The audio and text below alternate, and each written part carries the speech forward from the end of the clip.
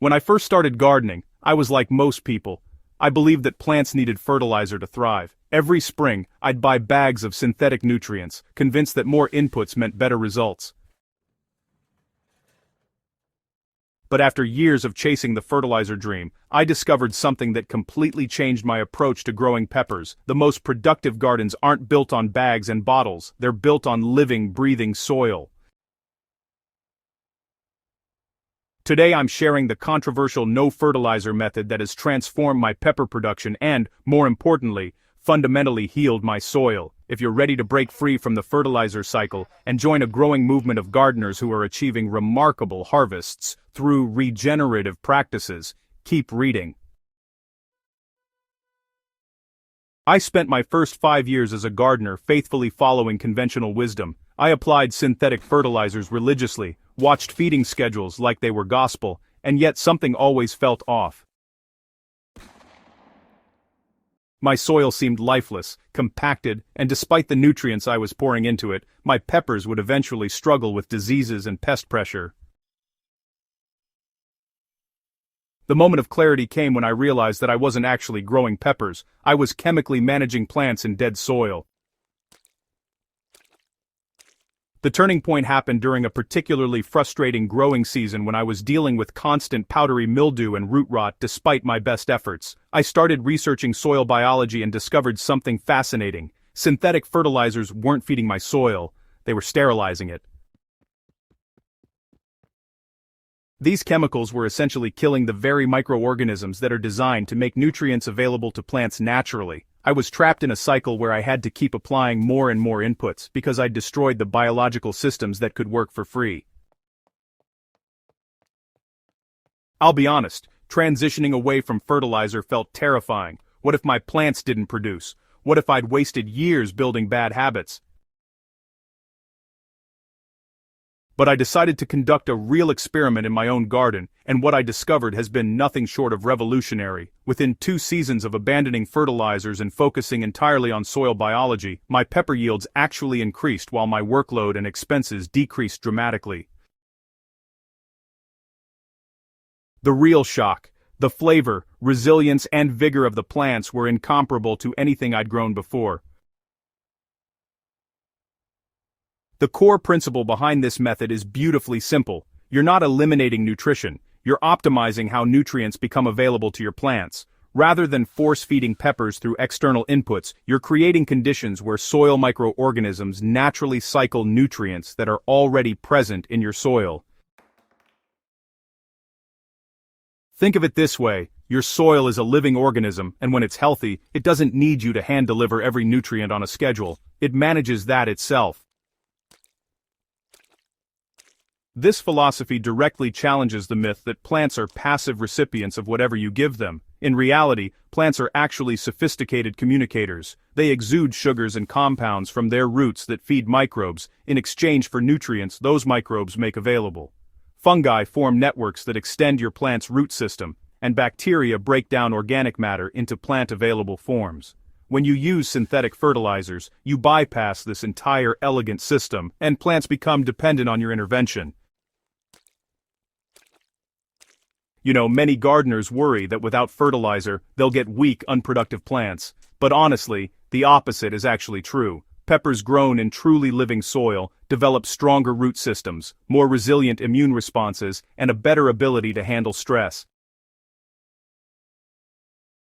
I've watched plants in my garden endure drought, temperature fluctuations, and pest pressure with remarkable resilience, all because their foundation is genuinely healthy.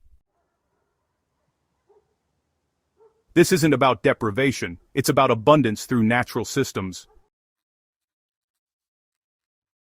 The foundation of the no-fertilizer method is preparing your soil before you plant a single pepper. This is where, patience becomes your greatest asset. Start by understanding what you're working with. Get a soil test done, not just the basic NPK numbers, but a comprehensive biological assessment if possible. You need to know your organic matter content, pH, and ideally, something about your microbial populations.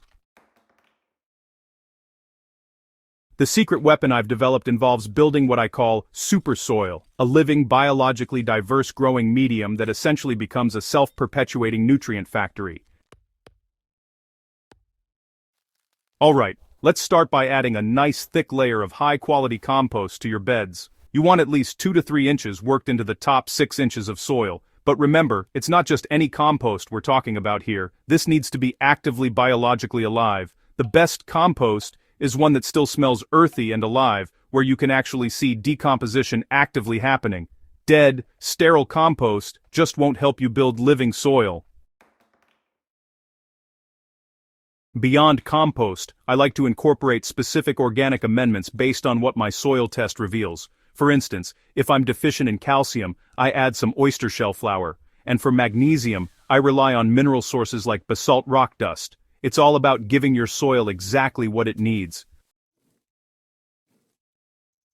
Now, these aren't fertilizers in the conventional sense. They're minerals that microbes can slowly break down and make available over time. I also add a diversity of organic matter. Aged wood chips, leaf mold, and well-aged manure all come into play here. These create different environments where various beneficial organisms can thrive. It's a holistic approach to nurturing the soil. You know, honestly, the most transformative practice I've implemented is building permanent mulch layers. Once your beds are prepared, just go ahead and apply a layer about 4 to 6 inches thick of wood chips, leaves, or compost, and then leave it undisturbed. This simple step actually creates a habitat for the vast majority of soil biology. Earthworms, fungi, bacteria, nematodes, they all really thrive under permanent mulch. And as this layer breaks down over months and even years, it just keeps on feeding your soil continuously. Within a season or two, you'll notice the soil underneath becoming darker, richer, and just teeming with life. Now for the part that really convinced me this method works, the actual peppers. I've documented yields from my no-fertilizer beds that honestly rival or even exceed what I achieved when I was using fertilizers. My jalapeno plants consistently produce 200 to 300 peppers per plant across a season, and my bell pepper plants yield 30 to 40 full-size peppers per plant. Even my super hot varieties, which are, notoriously demanding, produce prolifically without any external feeding. What's particularly striking is comparing plants grown side by side. In my experimental section, I maintained several pepper plants with conventional synthetic fertilizers while growing identical varieties in my living soil beds. The fertilized plants did produce peppers initially, but by mid-season, they showed signs of nutrient lockout, pest pressure accumulated faster, and the plants looked tired.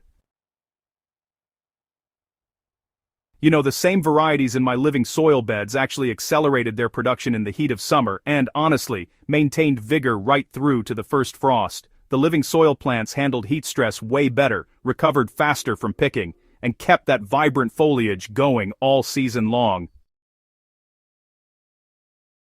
The flavor difference alone is, well, totally worth making this transition. Peppers grown in living soil have a complexity and depth that fertilizer-dependent plants just can't match. The heat profile in my superhots is cleaner and, honestly, more intense. The bell peppers have this sweeter, more developed flavor, and the resilience. These plants recover from defoliation, handle weather fluctuations, and show genuine vigor that comes from real health, not just chemical stimulation. If you're ready to transition your own garden to this method, just start small and, think long term. You don't need to rebuild your entire garden overnight. Begin with 1 or 2 beds, apply the principles we've discussed and, observe what happens. Most gardeners see noticeable improvements in the second season, with dramatic results by year 3. Begin by assessing your current soil condition and making a realistic plan for improvement. If your soil is severely depleted or compacted, you might need to add significant organic matter in the first year. Don't shy away from this. Alright, next up, commit to building those permanent mulch layers and layering in diverse organic amendments. This investment in year 1, well, it really pays dividends for years to come. Common concerns often center around transition periods or specific soil conditions. If you're moving from heavily fertilized soil, your plants might show some temporary stress as the biological systems re-establish themselves. But don't worry, this is temporary and totally normal. Now, if you have clay-heavy soil, you'll want to focus heavily on organic matter and give it time to integrate. Sandy soils, on the other hand, might need more frequent compost additions initially. The method is adaptable, and the principle remains the same. Feed the soil biology, and it will feed your plants. You're standing at the intersection of traditional growing wisdom and modern soil science. Hundreds of gardeners are already experiencing the transformation that comes from abandoning the fertilizer dependency and building truly living soil.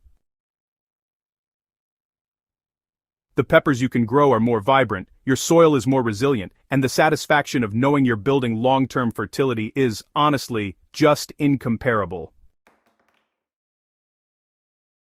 I encourage you to take that first step today. Go ahead and start your living soil beds, maybe order a soil test, and really commit to observing what happens when you work with nature instead of against it.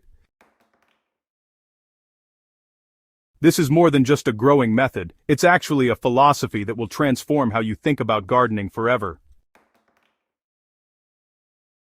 Please subscribe to the Living Soil Lab so you can stay updated on new growing discoveries, detailed walkthroughs of my methods, and, the latest innovations in regenerative gardening. Share this guide with fellow gardeners in your community who are ready to break free from the fertilizer cycle. Together, we're building healthier gardens and a healthier world, one living soil garden at a time.